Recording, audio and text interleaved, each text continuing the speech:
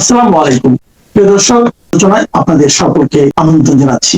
সংসদের চেহারা কেমন হবে, বা আপনি অবশ্য বলছিলেন যে 2/3 মেজরিটিতে শঙ্কার কারণ আপনি আগের মতো দেখেন না, কিন্তু আরো কিছু বিষয় আছে, সেগুলো নিয়ে একটু কথা বলি। যে এই বিষয়টাও আলোচনা আসছে, 35 বছর পর একজন পুরুষ প্রধানমন্ত্রী হচ্ছেন এবং একই সাথে একজন পুরুষ প্রধানমন্ত্রী পুরুষ বিরোধী দলীয় নেতা হচ্ছেন, এবং দুজনেই সংসদে প্রথমবারের মতো যাচ্ছেন। সংসদে অনেকেই আছেন, মোটামুটি অর্ধেক যারা প্রথমবারের মতো সংসদে যাচ্ছেন। এই বিশ্লেষণটাও দেখছিলাম। মানে কেমন মনে হচ্ছে সংসদটা এবার কেমন হবে? ভালো হবে, বেশ উত্তেজনা হবে।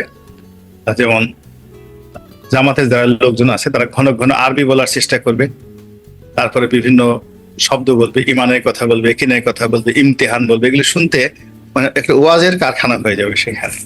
এবং অনেক মানুষ, জামাতের যারা লোকজন আছে তারা যখন সেখানে ওয়াজ করবে, সংসদে আমরা এইভাবে 80-র দশকে যেভাবে পার্লামেন্টের উপভোগ করতাম, এবার এইভাবে সেভাবে করবে। এমনকি সংসদে যদি জিকিরের আসর বসে, যে তাহিরি যে জিকির করে না, সেই ডিজে জিকির, এরকম জিকির আজকার যদি হয়, মিলাদ হয়, কিয়াম হয়, তাহলে তো দেখবেন ধর্মপ্রাণ যারা মুসলমান তারা সব কাজকর্ম বাদ দিয়ে টেলিভিশনে এটা দেখবে। তাহিরি অবশ্য হেরে গেছেন, কিন্তু আমির হামজা যাচ্ছেন সংসদে।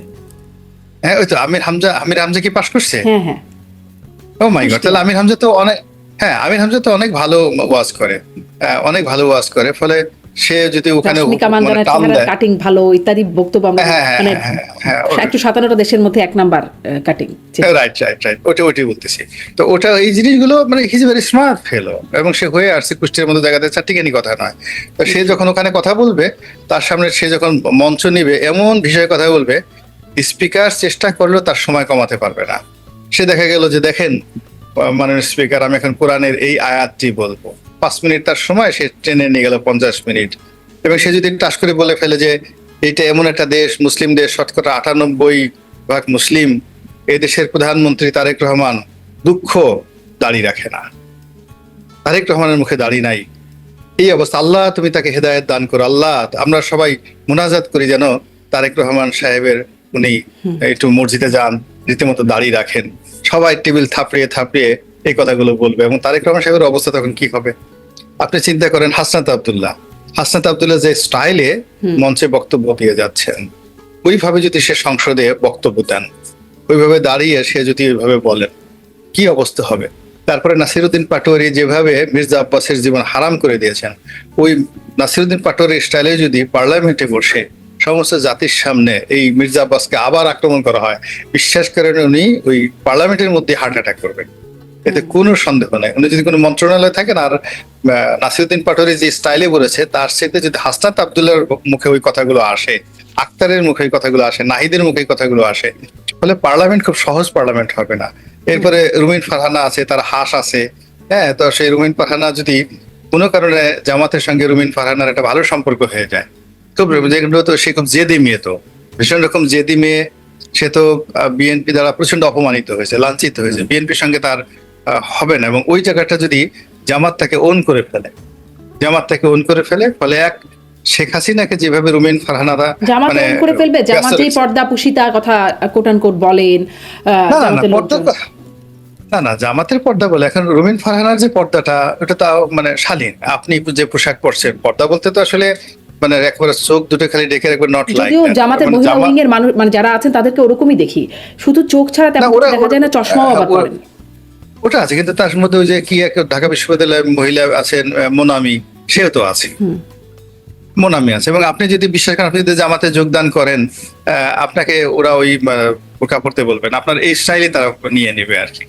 বিকজ ওরা তো আসলে রাজনীতি করতে আসছে, বুঝছেন, রাজনীতি করছে। ফলে রুমিন ফারহানার যে মেকআপ গেটআপ আছে, ইটস ওকে। এখন সে যদি টাইট জিন্স পড়তে চায়, প্যান্ট পড়তে চায়, তখন হয়তো জামাত বলবে যে না, এটা ঠিক হচ্ছে না, কিন্তু কিছু বলেন না, ওতে অসুবিধা নেই। না হ্যাঁ ওটা বলে না। তো যার জন্য যে আপনারা যে আবহমান বাংলার যে শাড়ি পরে আছেন, যেভাবে স্বাভাবিক আছেন, বা ইভেন আপনি মমতা ব্যানার্জির মতো চলতে চান, এটা ডিসেন্ট, এর জামাত নিষেধ করবে না, এটা নিয়ে সমস্যা হবে না।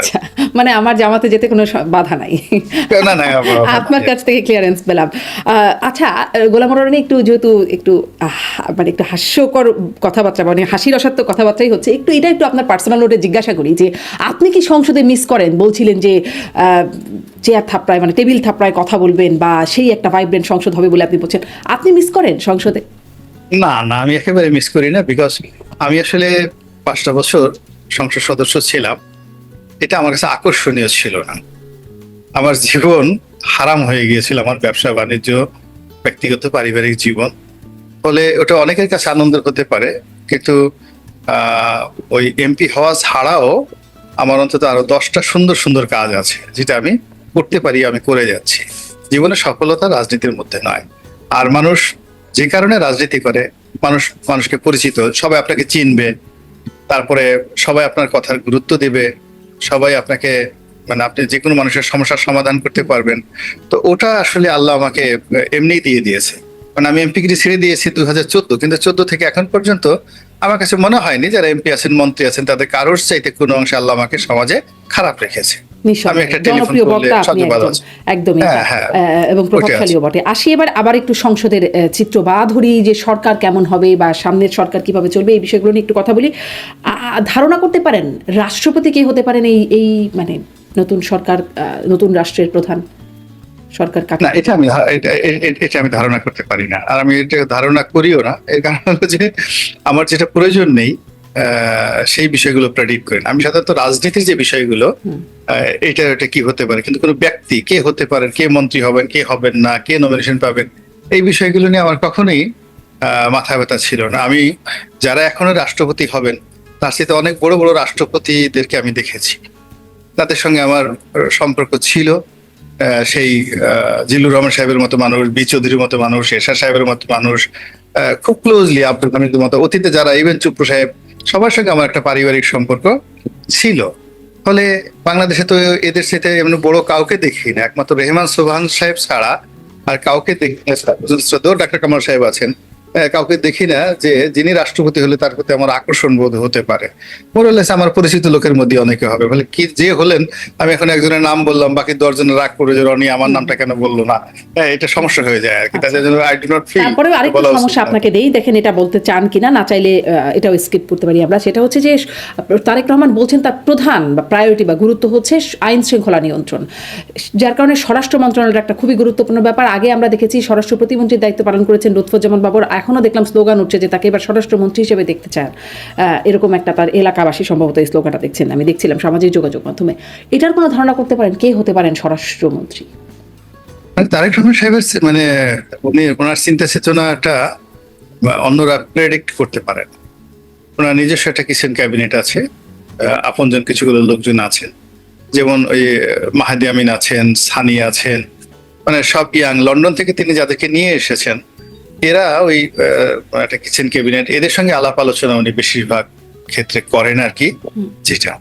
আর উনি যে সিদ্ধান্তগুলো নেন সেই সিদ্ধান্তগুলো 1 মিনিট আগেও অন্য কেউ জানতে পারে না দলের মধ্যে। ফলে আমার কাছে মনে হচ্ছে যে তার যে ক্যাবিনেটটা হবে সেই ক্যাবিনেটটা সবাই আশ্চর্য হবে, সবাই আশ্চর্য হবে। আমরা যে জিনিসগুলো চিন্তা ভাবনা করছি ঠিক সেইভাবে না হওয়ার সম্ভাবনা বেশি, খুবই বেশি, এবং তিনি তার মতো করে করবেন। আমি যতটুকু তার সম্পর্কে জানি বা বুঝি, আমার কাছে মনে হচ্ছে যে ইজ এ সারপ্রাইজিং ম্যান। জি, জি, তার মধ্যে অনেক সারপ্রাইজ আছে। দেখা যাক, আসলে আমরা ধারণাও করতে পারছি না, দেখা যাক কে হন, নিশ্চয়ই অল্প সময় জেনে যাব। আর সংসদে যাচ্ছেন মুক্তিযোদ্ধা ফজলুর রহমান, তাকে নিয়ে একটা আলোচনা ছিল, কারণ তিনি মুক্তিযুদ্ধের পক্ষে তখন আসলে কেউ বলতে পারতো না, ওই সময়টা তিনি খুবই জোরালো কণ্ঠে বলতেন। তাকে এমনকি দল থেকে একটা স্থগিত করা হলো, তার সব পদ স্থগিত করা হলো। তিনি জয়ী হয়ে এলেন বিশাল ব্যবধানে। অনেকেই বলছেন এটা একটা মুক্তিযোদ্ধাদের একটা জয় হয়েছে, মুক্তিযুদ্ধের জয় হয়েছে। অন্যদিকে এটিএম আজহারুল ইসলাম, যিনি মানবতা বিরোধী অপরাধে ফাঁসির দণ্ডপ্রাপ্ত আসামি ছিলেন, তিনিও খালাস হয়ে গেছেন যদিও, এবং এখন তিনিও বিশাল ব্যবধানেই তিনিও সংসদে গেছেন। আসলে কি বার্তা এখান থেকে? এটা ফজলুর রহমান সাহেবের জন্য খুব একটা কষ্টের, বিভিন্ন রকম কষ্টের। বিকজ বাইরে যখন তিনি কথা বলেন, কোন একটা কথা বলেন, বা আমরা যে যখন টেলিভিশনে কথাবার্তা বলি, এখানে আমি কথা বলছি, বাইরের লোক কেউ ইন্টারাপ্ট করতে পারছে না। তো যার যার মতো আমরা স্বাধীনভাবে আপনি প্রশ্ন করছেন, কিন্তু পার্লামেন্ট এমন একটা ব্যাপার, আমি একটা কথা বললাম, সঙ্গে সঙ্গে সে একজনে রিভোল্ট করলো, সাথে সাথে উত্তর দিল, এবং জাতি সেটা সমভাবে শুনলো। এখন ফজলুর রহমান সাহেব, তার তো বয়স হয়েছে, he is about 78 years old. মানে এখন অনেক ক্ষেত্রে ভাবির সাহায্য ছাড়া সে চলতেও পারে না, মানে তাকে চলাফেরা করতে তার স্ত্রীর সাহায্য নিতে হয়। ফলে তার কাছ থেকে খুব বেশি আশা করাটা খুব, মানে যাকে বলা হয়, সমীচীন হবে না। এর কারণ হলো তার বয়স হয়ে গেছে। 2 নম্বর হলো যে পার্লামেন্টে গিয়ে তিনি যখন কথা বলবেন, এই কথা বলার সঙ্গে সঙ্গে তার একটা বাউন্ডারি থাকে, নট মোর দেন 10 মিনিট। এখন 10 মিনিটে তিনি যে কথাগুলো মানে শুরু করতে তার মানে, কিন্তু বেসিক্যালি তার যে বক্তব্যটা হলো রাজনীতির মঞ্চের জন্য সুন্দর, আনলিমিটেড সময় থাকে। তো ওখানে একদম প্রিসাইসলি 10 মিনিটের মধ্যে, 5 মিনিটের মধ্যে, 7 মিনিটের মধ্যে সেই কথাটা, মুক্তিযুদ্ধের যে বিষয়গুলো আমরা মুগ্ধ হই তার মুখ থেকে, ওই কথাগুলো তিনি যখনই বলতে যাবে, তার কাউন্টার যখন আজহার সাহেব অন্য কথাগুলো বলবেন, ওটার আবার উত্তর দেওয়ার সময় তিনি পাবেন না। না পাওয়ার কারণে কি হলো, এই মুক্তিযুদ্ধ এবং মুক্তিযুদ্ধ বিরোধী যে মানে ন্যারেটিভ গুলো, এগুলো যখন পার্লামেন্টে এভাবে খোলামেলা আলোচনা হবে, এবং সেক্ষেত্রে এটা আমাদের মুক্তিযুদ্ধের ইতিহাসকে অনেকটা আবার নতুন করে প্রশ্নবিদ্ধ করবে। জি, তাই আপনি মনে করছেন। এবং দুইজন অন্তত আছেন, একজন তো এটিএম আজহারুল ইসলাম আর লুৎফুজ্জামান বাবর, দুজনের ফাঁসির দণ্ডপ্রাপ্ত আসামি ছিলেন, তাদের সেখান থেকে সরাসরি সংসদে, এটি আপনার কাছে কেমন মনে হলো? না, এটা আমি হয় কি, আমার যেমন এটিএম আজহার সাহেবের সাথে আমি ছিলাম, মানে জেলখানাতে ছিলাম এবং একই রুমে ছিলাম। মানে অবাক করার ব্যাপার হলো, যে নাইস ম্যান। ফার্স্ট থিং হলো যে আমি জামাতে যে কজনই লোককে দেখেছি, আমার কাছে একজনকেও ব্যক্তিগতভাবে মনে হয়নি যে এরা যুদ্ধ অপরাধী। মনে হয় না যে 71-এ খুন, ধর্ষণ, রাহাজানির সাথে এই মানুষগুলো জড়িত। নিঃসন্দেহে 71-এ অনেক মন্দ কাজ হয়েছে, তারা হয়তো নেতৃত্বে ছিলেন, তারা হয়তো কমান্ডিং এ ছিলেন, ইটস ওকে। কিন্তু ব্যক্তিগতভাবে মানে ওনারা লেখাপড়া, তাদের ব্যক্তিগত জীবন, বোঝাপড়া সব মিলিয়ে আমাদের যে এভারেজ যারা রাজনীতিবিদ, তাদের সাথে ওনারা অনেক শ্রেষ্ঠ, এতে কোনো সন্দেহ নাই। আপনি এই যে কামরুজ্জামান সাহেবকে আমরা ফাঁসি দিয়েছি, আপনি he was a asset in the politics. Kamaruzzaman Saheb একজন অ্যাসেট ছিলেন। এই যে মীর কাসিম সাহেবের ছেলে আরমান হয়েছে, আর যদি মীর কাসিম সাহেব জীবিত থাকতেন, মানে এটা দেশের জন্য অনেক উপকার হতো। সে শুধুমাত্র জামাত নেতা ছিলেন না, তার ভিতরে যে উদ্যোক্তা হওয়ার যে গুণাবলীগুলো ছিল এবং তার ভিতরে যে ইনোভেটিভ পাওয়ার গুলো ছিল, এরকম মানুষ 10 লাখে একজন পাওয়া যায় না বাংলাদেশে। এই যে কাদের মোল্লাকে ফাঁসি দেওয়া হয়েছে, আমি তাদের সাথে মিশেছি, it's a unique personality. Kader Mollah সমপর্যায়ের ট্যালেন্টেড লোক, এখন বিএনপি, আওয়ামী লীগ কোনো জায়গাতে সেকেন্ড লোক নাই। কাদের মোল্লার সামনে কলম ধরবে এখন বাংলাদেশে, আমি বলে দিতে পারি যে তার সামনে কলম ধরার মতো কামরুজ্জামান এবং কাদের মোল্লা, এই দুজনের সামনে কলম ধরবে বাংলা সাহিত্য, ইতিহাস, রাজনীতি, কোনো একটা বিষয় নিয়ে বিএনপি এবং আওয়ামী লীগে প্রথম সারির একজন সিঙ্গেল নেতা নেই। এই মানুষগুলোকে আমরা মেরে ফেলেছি। এখন আমি আওয়ামী লীগ করি, জামাত, তাদের বিরুদ্ধে অনেক অভিযোগ আছে, সবকিছু আছে, বাট আমার কাছে মনে হচ্ছে যে সেই যে যুদ্ধাপরাধীদের যে বিচার হয়েছে, এটাকে আবেগ কাজ করেছে, সেন্টিমেন্ট কাজ করেছে, কিন্তু এখানে আসলে কিন্তু জনাব আপনি খুব সুন্দর করে বলছেন তাদের যে জ্ঞান, গরিমা, সেই মাহাত্ম্য জায়গাটা, কিন্তু ধরেন আওয়ামী লীগ, আচ্ছা তারা না হয় রাজনৈতিক প্রতিপক্ষ, বিএনপি, জাতীয় পার্টি, বাম দলগুলো, ইভেন এনসিপি তাদের সাথে যে জোট করলো, তারাও জোটের আগে মানে এক বাক্যে সবাই সেই দলকে তাদের মানে সেটিকে স্বাধীনতা বিরোধী, মুক্তিযুদ্ধ বিরোধী বলে। কেউ কোনো এটাতে কোনো সন্দেহ জ্ঞাপন করে না একরকম। এটি তো মূল ব্যাপারটা হলো, আমাদের এখানে সবাই পপুলার রাজনীতি করে, সত্য কথাটা বলার সাহস জামাতেরও নেই।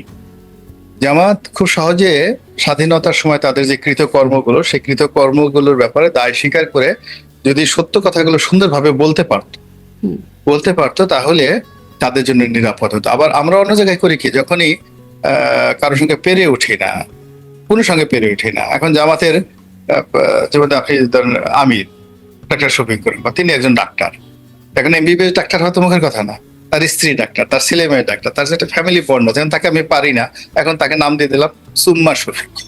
সে একজন লোক দিয়েছেন, একটা নাম দিয়ে দিলাম, মানে যে কোনো একটা লোককে ছোট করার জন্য তাকে আমি মানে একটা ট্যাগ দিয়ে দিচ্ছি। এটা হলো বাংলাদেশের একটা স্বাভাবিক কালচার আর কি। তো এরকম আর কি, তারেক রহমান সাহেবের একই অবস্থা, তারেক রহমান সাহেব পেরে উঠতেছে না কেউ। এখন বলে কি, টিনের সাজায় কাউয়া তারেক আমার ট্যাস বলে একটা দিল, একটা গালি এটা লাগাই দিল, এটা বেচারা চিন্তা করেন তো। তারপর শেষে 1, 2, 3, 4, তো এই জিনিসগুলো কি আমাদের দেশের, এগুলো বাঙালির একটা খুব ব্যাড কালচার আর কি। তো সেই গোলাম মাওলা রানী, আপনি তারেক রহমানের কথা বলছেন যে নানান রকম বিশেষণ যোগ করে দেওয়া হচ্ছে, ডক্টর শফিকুর রহমান, তারেক রহমান ইত্যাদি প্রসঙ্গে বলছিলেন, নানান রকম স্লোগানের কথা বলছেন। এখন যখন মানে বিএনপির জয়ের পরে আমরা দেখছি টিএসসিতে সেখানে রাজাকারদের বিরুদ্ধে গান হচ্ছে, এবং সেখানেও বেশ অশ্লীল কথাবার্তাই বলা হচ্ছে, অশ্লীল কথা দিয়ে বানানো গান সেগুলো হচ্ছে। যুবদল নেতা মিছিল করছেন, ডার্বি মারবির ঠাঁই নাই, এরকম নানান রকম রাজাকারদের ঠাঁই নাই, এরকম হঠাৎ করে এরকম মিছিল হচ্ছে। আপনার কাছে এটা এইগুলোকে, এই বিষয়গুলোকে কেমন মনে হচ্ছে? সাথে সাথে আমরা দেখলাম এনসিপি নেতারা যারা নির্বাচিত হলেন বা হলেন না, সার্জিস আলম, আখতার হোসেন, আসিফ মাহমুদ, তারা বলছেন এনসিপি নেতাদের বাড়িঘরে হামলা হচ্ছে, 11 দলীয় জোট নেতাদের বাড়িঘরে হামলা হচ্ছে। জামাতের আমিরও এটি বলেছেন সংবাদ সম্মেলন করে বা সাংবাদিকদের সামনে তিনি বলেছেন। আসলে পরিস্থিতি কেমন? এটা বাংলাদেশের স্বাভাবিক। এর কারণ হলো যে গত 17 মাস ধরে তো জামাত, এনসিপি তারা ছাত্র দলের লোকদেরকে ক্যাম্পাসে ঢুকতে দেয়নি। তারপর আপনি চিন্তা করেন সাদিক কাইয়ুম, ডাকসু বিপি, তারেক রহমান সাহেবকে একেবারে শেখ হাসিনাকে লাথি দিয়ে বাংলাদেশ থেকে তাড়িয়ে দিয়েছে, তাকেও তাড়িয়ে দেওয়া হবে। তো এই ধরনের কথাবার্তা হলো। তো এটা তো আসলে বিএনপি, তারপরে তাদের যে সংগঠন, তারা খুব রাগ করেছে, অভিমান করেছে। এখন এর যে প্রতিশোধ, এটা তো তারা নেওয়ার চেষ্টা করবেই। এটা মানে যাকে বলা হয় বৈশিষ্ট্যগত দিক থেকে ছাত্র দল আর ছাত্র লীগের মধ্যে কোনো ডিফারেন্স নাই। ফলে ঢাকা বিশ্ববিদ্যালয়, জাহাঙ্গীরনগর বিশ্ববিদ্যালয় গত 17 মাস ধরে তাদের যে দাপট গুলো ছিল, এটা আগামী থাকবে না। এটা এখন থেকে সব ছাত্র দল ছাড়া ওখানে কোনো সংগঠন নাই, সবাইকে ট্যাক্স দিয়ে ওখানে থাকতে পারে। বাকি যারা ওই সংগঠনে ভিপি জিএস হয়েছে, এরা যদি ভয়ের সেটা ছাত্র দলে যোগদান করে, যে আপনি দেখেন যে কোথাকার যেন এক ভিপি, জগন্নাথের ভিপি বা সেগুলো ছাত্র দলে জয়েন করেছে। তো এরকম হয়তো সাদিক কাইয়ুমও যদি হঠাৎ করে ছাত্র দলে যোগদান করে, এটা একটা অস্বাভাবিক কিছু না। এটাই আমাদের দেশের কালচার। জি, আপনি মনে করছেন এটা স্বাভাবিক? মানে আসলে 2001-এর একটা তাণ্ডব লীলা ছিল তো বিএনপি জামাত জোট সরকারের পরে, সেরকম এখন যখন আবার এরকম বাড়িঘরে আগুন দেওয়ার ঘটনা ইত্যাদি ঘটনা শুনছি, তখন মনে হচ্ছে যে সেরকম কিছু হচ্ছে কিনা। যদিও মিডিয়াতে খুব এই ঘটনাগুলো কিন্তু আসছে না যে খুব আগুন দেওয়া হচ্ছে বা আসছে। হ্যাঁ, এবার মানে যা কিছু হচ্ছে আসলে প্রতিযোগিতাটা তো এভাবে হয়নি। আমাদের এখানে যেটা হচ্ছে, ন্যাশনাল পর্যায়ে যত ফাইট হয়েছে হলো আপনার বট বাহিনীর মাধ্যমে, আপনার ফেসবুকে হয়েছে। এবং এখানে তো সবই মানে যাকে বলে হিডেন আইডি। আর দেশের বাইরে থেকে পিনাকি, ইলিয়াস এরা একটু লাফালাফি করেছে, তো ওরা তো আর দেশে আসতেছে না, বা ওদের কথা মতো তার দেশে কিছু হচ্ছে না। তো যার জন্য বিএনপির লোক যে ডলা দিবে, ডলা দেওয়ার মতো তো ক্যান্ডিডেট খুঁজে পাচ্ছে না। হ্যাঁ, তো যার জন্য কিন্তু যারা যারা আছে সেটা মনে মনে খুব রাগ, কিন্তু ফেস গুলো তো চিনতে পারছে না। এগুলো সব ইন্টারনেটে আজে বাজে কথাবার্তা বলেছে। আবার অন্যদিকে যেমন বুয়েটে ঢাকা বিশ্ববিদ্যালয়ে যারা যাকে বলেন তারেক রহমান সাহেব গালাগালি করেছে, তাদের ব্যাপারে তো ছাড় দিবে না বিএনপি, কোন অবস্থাতে ছাড় দিবে না। এবং এটা রাজনীতি ডলা দেওয়ার পিরিয়ড যাবে সামনে কিছুদিন। অবশ্যই এটা দলদের পিরিয়ড যাবে। এটা রাজনীতিতে আধিপত্য বা থাকে, আধিপত্য যদি বিস্তার করতে না পারে, তারা ক্ষমতা ধরে রাখতে পারবে না, এবং প্রশাসনও তাদের কথা শুনবে না। প্রশাসন দেখবে যে এদের মানে পাওয়ার আছে, তখন প্রশাসন তাদের কথা শুনবে। তো কাজেই তারা এখানে মনি ঋষি হয়ে থাকবে না। জি, মনের ইস্যু থাকবে না। সামনের সরকার কেমন হবে শুরু করছিলাম সেই আলোচনা থেকে, 2/3 মেজরিটি নিয়ে যাচ্ছে, কিন্তু এই সরকার যা রেখে গেল সেখান থেকে আসলে বিএনপির জন্য কেমন হবে? ধরেন নানান রকম চুক্তি, যুক্তরাষ্ট্রের সাথে এনডিএ চুক্তি, বাণিজ্য চুক্তি, জাপানের সাথে বাণিজ্য চুক্তি, বন্দর চুক্তি ইত্যাদি নানান কিছু আছে। তার মধ্যে আবার পে স্কেল বাড়ানো, সরকারি চাকরিজীবীদের বা মন্ত্রীদের জন্য আলিশান মানে ব্যবস্থাপনা ইত্যাদি নানান কিছু করেছে। অনেক টাকার ব্যাপার স্যাপার আছে এখানে। সামনের সরকারের জন্য এগুলোর আসলে টানতে তো হবে তাদেরকে। কি মনে হয় তাদের জন্য কেমন হবে? না, এখানে আসলে যে কোনো একটা সরকার যখন একটা সিদ্ধান্ত নিয়ে ফেলে, সেই সিদ্ধান্ত বাস্তবায়ন না করে সেখান থেকে বের হয়ে আসাটা আমাদের মতো গরিব দরিদ্র দেশের পক্ষে বলতে গেলে অসম্ভব। যেমন দেখা গেল ডিপি ওয়ার্ল্ডকে যদি বাদ দিতে যায়, সে ডাইরেক্ট আমেরিকাতে মামলা করে সে দেখা গেল যে বিরাট একটা ক্ষতিপূরণ চেয়ে বসবে, এবং ওই মামলার পিছনে সরকারের যে ক্ষয়ক্ষতি হবে এটা বলার মতো না। ফলে ইউনিট সরকার বৈধ হোক, অবৈধ হোক, নৈতিক হোক, অনৈতিক হোক, যে বিষয়গুলো তারা করেছে, এটা খুব সহজ হবে না এখান থেকে বের হয়ে আসা। জি, তার মানে সেটাও একটা কঠিন বিষয় সামনে সরকার জন্য অপেক্ষা করছে। শেষ প্রশ্ন আপনার কাছে, শেষ প্রশ্ন করি যে নির্বাচনটা কেমন হলো সেটি নিয়ে অনেক আলোচনা হয়েছে। জামাত বা 11 দলীয় জোট নেতারা তারা কারচুপির অভিযোগ করেছেন। আমি বিজনেস স্ট্যান্ডার্ডের খবর দেখছিলাম, তারা বলছে যে মানে গণভোট প্রসঙ্গে কোনো আসনে ব্যাপক অনিয়মের চিত্র তুলে ধরেছে। বিশেষ করে রাজশাহী 4 আসন বলছেন 244.295% ভোট মানে গণভোট কাস্ট হয়েছে। মোট ভোটার সংখ্যা হচ্ছে 3,99,909 জন। ভোট পড়েছে 7,81,523টি। এরকম সিরাজগঞ্জ, নেত্রকোনার কয়েকটি আসনের কথা বলছে। আসলে কারচুপি বা গরমিলের জায়গাটা কেমন হলো এই নির্বাচনে? এটা ওই প্রথম দিকে একটা বক্তব্য প্রকাশিত হয়ে গেছিল যে আগের বার তো তাহাজ্জুদের সময় হয়েছে, এবার হয়তো লাইলাতুল মাগরিবের সময় হয়ে গেছে, অনেক কিছু এরকম কথাবার্তা হয়েছে। কিন্তু যেহেতু সুনির্দিষ্ট তথ্য প্রমাণ আপাতত কারো হাতে নেই, নিঃসন্দেহে এখানে যা কিছু হয়েছে সন্দেহ করার মতো, প্রশ্ন তোলার মতো অনেক কিছুই আছে। কিন্তু আমরা গণতন্ত্রের স্বার্থে সবচেয়ে বড় ব্যাপার হলো যে একটা নির্বাচন হয়েছে, দুর্বিষহ একটা অবস্থার মধ্যে, অস্বস্তিকর একটা অবস্থার মধ্যে আমরা ছিলাম। সেখান থেকে কিছুটা হলেও মানে আমরা সামনের দিকে এগুনোর একটা আশ্বাস এবং বিশ্বাস আমরা পেয়েছি। তো চলুক না, মানে মূল ব্যাপার হলো যে অনিয়ম, দুর্নীতি, অবৈধ এগুলো কোনো সমস্যা হয় না যদি কোনো মানুষ সফল হয়। তো এখানে সরকার যদি সফল হয়, এখানে যা কিছু হোক না কেন এটা নিয়ে কেউ প্রশ্ন করবে না। আর ব্যর্থ হলেই এখানে হাজারো রকম এই প্রশ্ন একটা আসবে। প্রশ্ন কিন্তু আছে জনাব গোলাম মোল্লা রনি। এতদিন যে অনিশ্চয়তা ছিল নির্বাচন হবে কিনা আচ্ছা হলো, কিন্তু তারপরে আরো একটা কথা বলা হয়েছে যে এই সরকার বেশি দিন কন্টিনিউ করতে পারবে না। মানে সরকার সফল হওয়ার কথা বলছিলেন বলে এই প্রশ্নটা আবার একটু করলাম, সেখানে কোনো অনিশ্চয়তা ওটাই। নেই? না, অনিশ্চয়তা যেহেতু শুরু করলো, এখন নেতিবাচক কথা না বলেই ভালো। মূল ব্যাপার হলো জনাব তারেক রহমান সাহেব নাও হি ইজ 62 ইয়ার্স ওল্ড।